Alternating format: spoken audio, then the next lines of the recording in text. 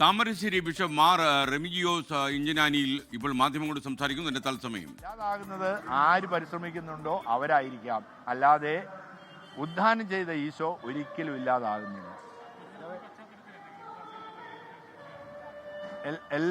ഈ തെരഞ്ഞെടുപ്പിൽ പ്രത്യേകമായിട്ട് എല്ലാവരും ശ്രദ്ധിക്കേണ്ട ഒരു കാര്യം, വോട്ടവകാശം എല്ലാവരും വിനിയോഗിക്കണം എന്ന് മാത്രമല്ല, അത് നമ്മുടെ പൗര അവകാശമാണ്. അവകാശം എല്ലാവരും വിനിയോഗിക്കണം.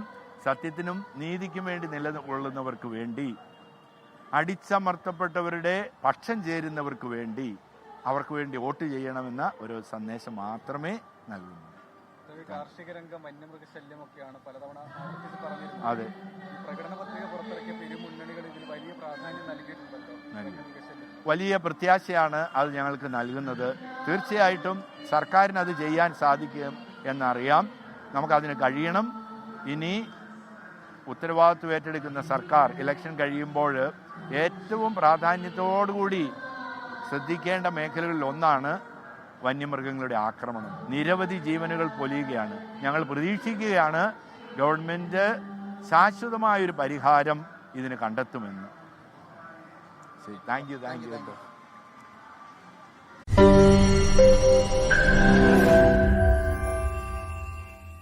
ലോകത്തെവിടെയായാലും ഏത് സമയത്തും 24 വാർത്തകളും ഓഗ്മെന്റഡ് റിയാലിറ്റി പാക്കേജുകളും എക്സ്പ്ലെയിനറുകളും വിശദമായി കാണാൻ ഞങ്ങളുടെ യൂട്യൂബ് ചാനൽ നിങ്ങൾക്ക് സബ്സ്ക്രൈബ് ചെയ്യാം.